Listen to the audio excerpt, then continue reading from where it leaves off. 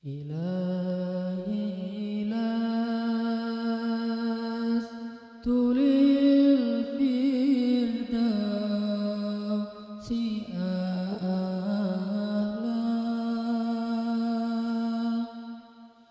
ولا أقوى على النار الجحيم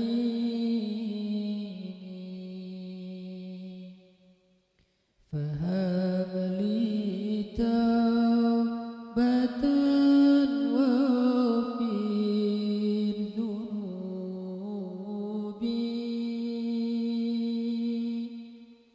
فإنك غافر الذنب العظيم.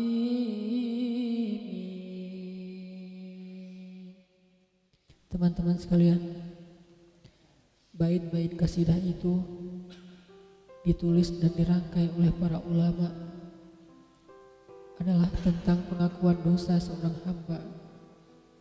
Ketika seorang hamba berada di puncak penyesalan dan merasa tahu diri bahwa dia adalah seorang hamba yang kotor, sehingga dia mengatakan, Ilahi lastu lil firdausi ahla. Ilahi, sesungguhnya saya tidak layak masuk ke surga Firdaus.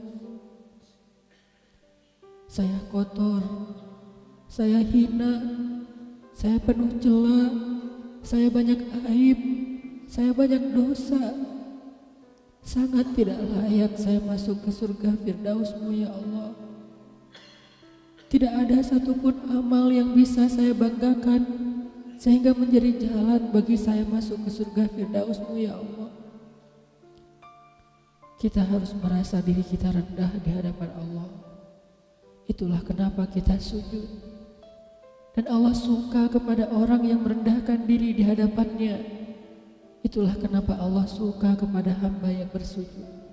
Seandainya pintu surga itu terbuka dengan kunci amal solih, saya tidak punya kuncinya ya Allah. Saya beramal solih tetapi belum layak untuk membuka pintu surga.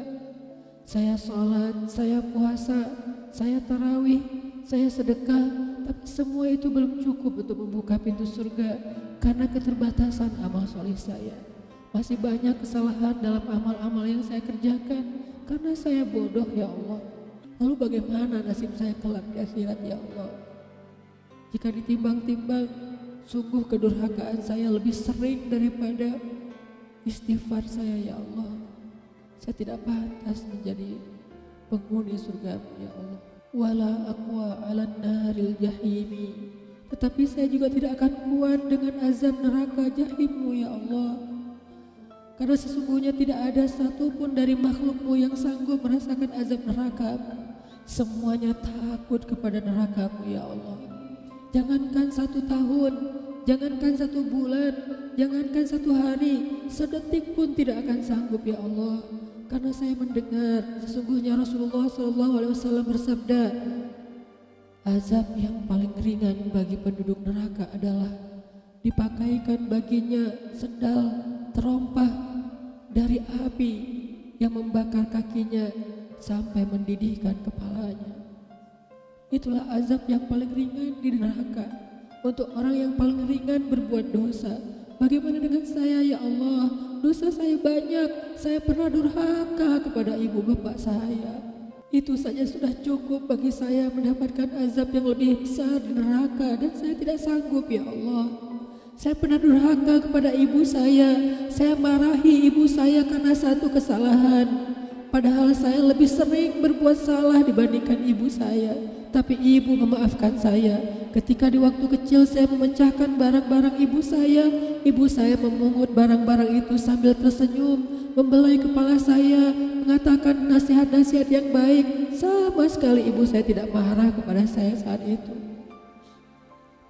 Tapi ketika telah dewasa, tidak sengaja ibu saya yang sudah tua renta kadang memecahkan barang saya, merugikan sedikit saja dari harta saya marah seperti setan ya Allah. Saya bentak ibu saya ya Allah, bahkan kadang membuat ibu saya terluka, kaget, takut. Pantaskah seorang ibu merasa takut terhadap anak yang dia kandung 9 bulan, yang dia lahirkan dengan taruhan nyawa, yang dia susui dengan darah dagingnya, yang dia didik, dia jaga, yang dia berjaga di malam hari tidak tertidur demi untuk menjaga anaknya dari seekor gigitan nyamuk? Pantaskah ibu merasa takut terhadap anaknya sendiri? Cukup satu dosa besar saja durhaka kepada ibu membuat saya pantas masuk api neraka. Belum lagi dosa saya kepada ayah. Ketika saya berdebat habis-habisan di hadapan ayah saya, hanya ketika ayah saya menasihati saya dengan satu nasihat sederhana, saya debat ia, seolah-olah wawasan saya lebih banyak, ilmu saya lebih banyak, pergaulan saya lebih luas, pendidikan saya lebih tinggi, padahal semua itu saya dapatkan hasil dari perjuangan dan pengorbanannya. Ketika keduanya sudah menjadi tua dan lemah, kadang keduanya rindu kepada saya, ya Allah. Mereka memberi kami pesan, ya Allah. Mereka bertanya, bagaimana kabarmu anakku? Tapi kami tidak peka. Hati kami tertutup dengan ego dan sombong. Kami tidak bisa membaca teks itu dari perasaan mereka. Kami hanya membaca teks mereka dan tidak segera membalasnya. Kami anggap teks dari orang tua kami tidak penting, masih bisa ditunda untuk dijawab nanti sore. Padahal mereka sedang kangen, sedang rindu kepada kami, ya Allah. Mereka tidak mengatakan kami rindu kepadamu wahai anakku, karena mereka tahu kalimat itu akan mengganggu kami. Kalimat itu akan menjadikan hari kami tidak lagi mudah. Kalimat itu akan merusak konsentrasi kami dalam bekerja. Kalimat itu akan menghalangi banyak urusan kami, sehingga mereka menahan diri. Mereka hanya bertanya apa kabar kami. Lalu kapan kami berbakti kepada mereka, ya Allah? Sampai seusia ini kami masih merepotkan mereka, ya Allah. Kapan kami akan berbakti kepada mereka? Rasanya kami lupa. Entah kapan kami pernah memijat kaki mereka setelah mereka seharian bekerja. Entah kapan kami pernah memberikan minuman hangat untuk mereka. Kami durhaka kepada orang tua kami, ya Allah. Bahkan setelah mereka wafat, kami lupa mendoakan mereka di dalam sholat kami. Harusnya kami disiksa di api neraka, tetapi kami tidak kuat, ya Allah.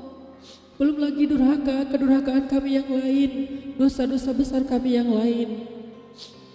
Kami pernah bermaksiat kepadamu diam-diam, ya Allah. Kami pernah berbuat dosa diam-diam, dan padahal kami tahu itu dosa besar. Tapi kami tidak peduli. Kami tidak takut kepadamu, seolah-olah ancamanmu itu hanyalah mitos, seolah-olah ancamanmu itu hanyalah fiktif, seolah-olah apa yang kau firmankan di dalam Al-Quran itu tidak benar-benar ada. Kami sombong, menantangmu dengan berbuat dosa. Banyak dosa yang kami tidak bisa menyebutkan satu persatu, ya Allah. Keluh lidah kami untuk menyebutkan dosa-dosa kami, ya Allah. Malu untuk menyebutkan dosa-dosa kami, ya Allah. Tidak ada yang bisa kami harapkan darimu selain Engkau terima taubat kami, ya Allah. Fahabli taubatan, beri kami taubat yang nasuha, ya Allah. Terima taubat kami, ya Allah. Kami belum berani meminta surgamu, kami juga tidak akan kuat dengan nerakamu. Kami meminta terimalah taubat kami, penyesalan kami, janji kami untuk kembali kepadamu, memperbaiki diri. Teman-teman sekalian, mari kita baca bait itu dengan penyesalan. Kita baca bait itu seolah-olah kita sedang curhat kepada Allah Subhanahu wa taala.